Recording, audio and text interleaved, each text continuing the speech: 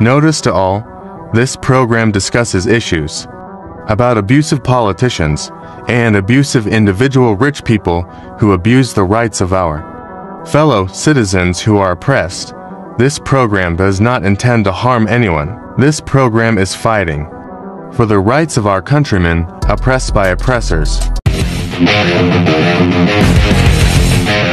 Epifanio Labrador, komentaristang walang inuurungan, walang kinakatakutan, komentarista na nagsasabi ng katotohanan lalo na kung pinaglalaban ay para sa mga maralita at sa mga inaapi ng mga tao mapang-abuso sa kanilang mga kapangyarihan.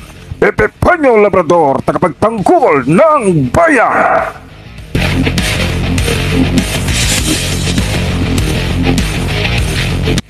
Sundan at pakinggan ang kanyang pakikipaglaban para sa karapatan ng ating mga kababayan. Epifanio Labrador!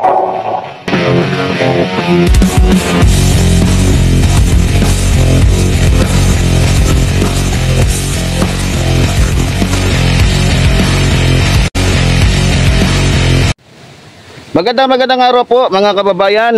Muli na andito na naman po ang inyong lingkod, Epifanio Labrador, sa ating programang Civilian Anti-Crime Group, Epifanio Labrador.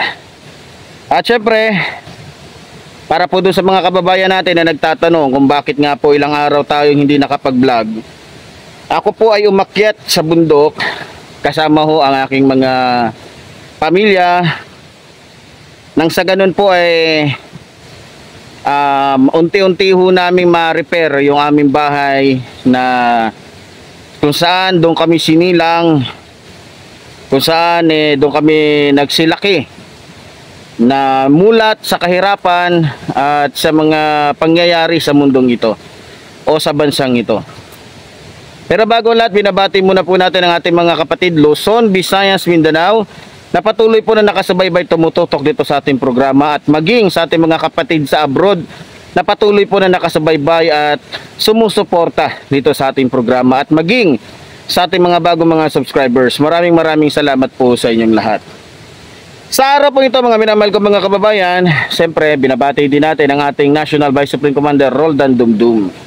Ngayon mga kababayan, sa araw na ito, pag-uusapan ho natin itong nangyayari na kung saan may nangyayari hong pag-uusap mula ho sa hanay ng PNP at AFP at sa iba pang mga departamento na meron ho tayo dito sa ating bansa. Meron pong kumakalat na balita na kung saan inaakit ho ni Duterte na umaklas o magkudita itong AFP at saka PNP sa bago nating Pangulo ngayon o sa bagong administrasyon na kung saan ang Pangulo ho natin ay si Bongbong Marcos. Napabalita ho na talagang gusto ho ni Duterte na patalsikin itong si Marcos dahil nga sa kung saan hinayaan ni Marcos na matanggal yung confidential funds o intelligent funds ni Sara Duterte na pinagpuputok ho ng kanyang budhi ngayon, pinagpuputok ng kanyang ilong na napakalaki.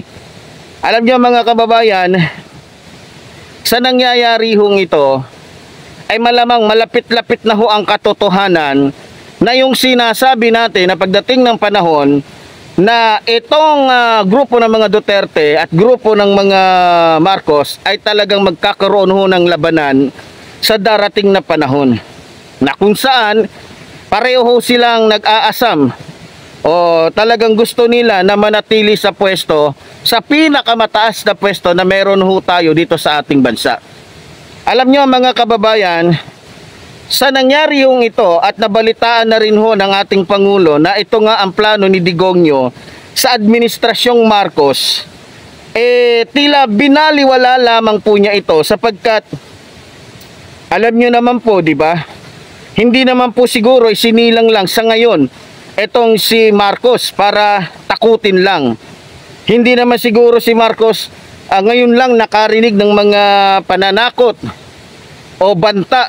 Tandaan ho ninyo mga kababayan napakarami na po kaso na pinagdaanan o hinarap ng mga Marcos na nalusutan nila o napagtagumpayan nila.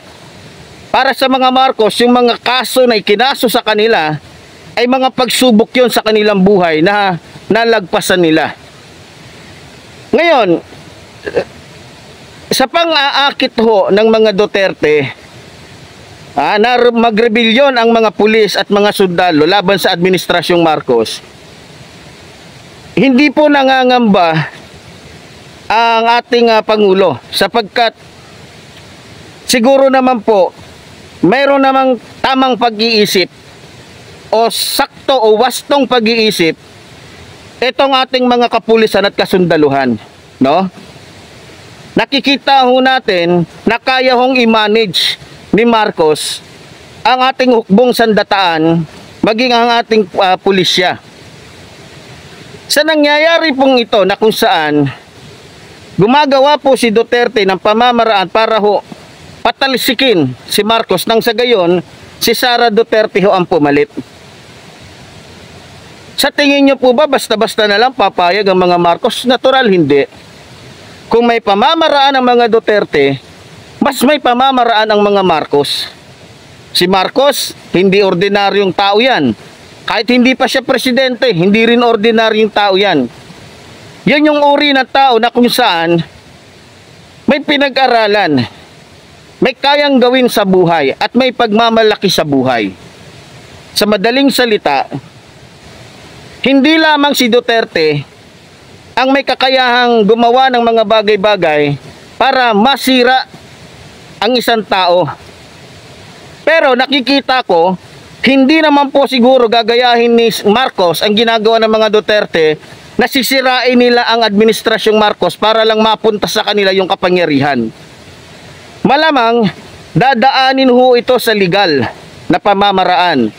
Ngayon, kung ako kay Marcos, dahil plano siyang patalsikin ni Duterte sa pamamagitan ng kanyang pakikipag-usap sa mga pulis at sundalo na sabihin na natin na medyo diehard sa kanya, ay dapat to